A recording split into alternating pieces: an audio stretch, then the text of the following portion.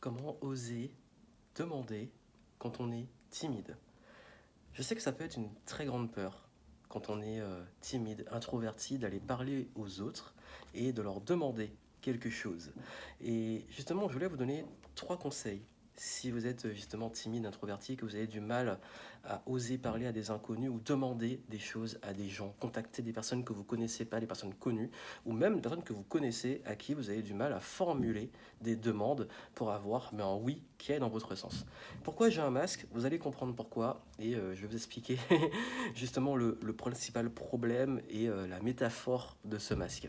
Déjà, il faut savoir que quand j'étais plus jeune, j'avais voilà, une grosse timidité et aller parler à des inconnus, juste demander un truc, quand ma famille me disait va demander un truc à l'accueil ou un truc comme ça me terrorisait et ça, je détestais ça. Et je l'ai gardé assez longtemps et j'avoue que c'est pas un truc avec lequel je suis toujours à l'aise ou quelque chose avec même encore aujourd'hui étant assez introverti même si j'ai vaincu la timidité, c'est jamais un truc sur lequel je suis à l'aise, mais j'ai compris un truc fondamental, c'est que si on ne demande pas, on n'a rien. Parce qu'en fait, c'est comme ce masque, on met une sorte de... On s'auto-censure, on se protège, on se prive de demander en mettant ce truc-là devant sa bouche, alors que il faut être lucide. La meilleure façon d'avoir justement un non ou de perdre, parce que l'idée c'est que si vous demandez, bah, vous avez une opportunité qui s'ouvre à vous, c'est de ne pas demander, donc de garder ce truc.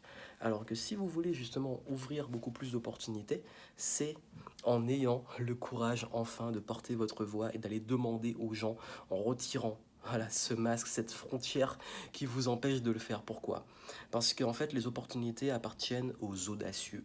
Pourquoi les audacieux? Parce que beaucoup de personnes en fait n'osent pas demander, que ça soit aller contacter quelqu'un pour une interview, demander quelque chose à quelqu'un peut-être d'influent ou demander une opportunité et puis même demander ça peut être aussi vendre demander de l'argent à des gens, oh là là quelle horreur pour beaucoup de personnes.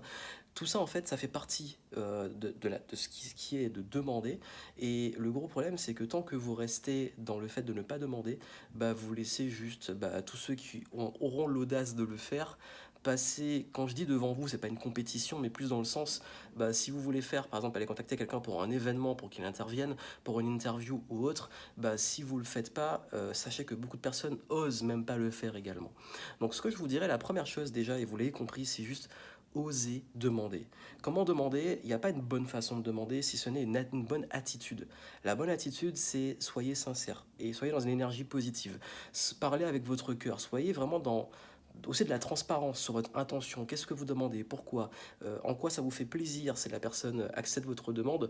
La, plus que le comment qui s'apprend en pratiquant, c'est déjà de le faire et de le faire dans une énergie positive. Et quand je dis énergie positive, c'est de toujours être dans voilà, du sourire, de la transparence, de la sincérité. Et ça, il y a généralement la majorité des gens sont bienveillants. La majorité des gens sont bienveillants et seront OK pour aller dans votre sens, là où beaucoup seront peut-être auront peur de se dire mais je vais vivre le rejet. Le rejet, l'une des plus grandes peurs de l'être humain. Alors que si vous juste vous comprenez que les personnes ont toujours plaisir à aller dans le sens de ce qu'on leur demande et rien que le fait de les solliciter c'est un honneur pour eux et dans la majorité des cas les gens seront bienveillants avec vous qu'ils disent oui ou qu'ils disent non, au moins vous allez avoir les réponses sur quelles sont les conditions éventuelles pour avoir un oui s'il faut continuer à travailler ou à créer une relation et puis comprendre aussi bah, que si ils disent oui ou qui disent non, si vous n'avez pas demandé, ça sera quoi qu'il arrive un non. Donc c'est tout con, mais c'est un truc comme ça.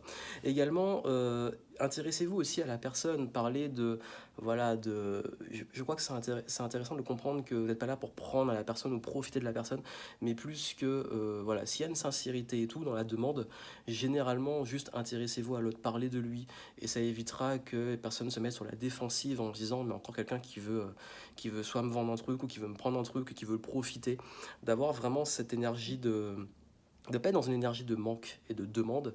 Et quand je dis demander, c'est pas être dans la demande, c'est juste dans une énergie d'offrir ou d'opportunité. Et au-delà de ça, parce qu'on se dit, mais j'ai rien à offrir à la personne et tout, juste de l'intérêt de la personne. Qu'est-ce qu'elle veut, qu'est-ce qu'elle a à y gagner, peut-être à le faire, oui, parce que c'est intéressant. Et puis surtout, l'énergie dans laquelle vous êtes peut être un cadeau aussi. L'énergie positive de montrer que vous valorisez quelqu'un, c'est ultra important. Et puis dernière chose, Si vraiment vous hésitez, demandez en retour, c'est-à-dire vous pouvez demander à la personne qu'est-ce qui serait juste pour elle. Ça veut dire qu'est-ce qui...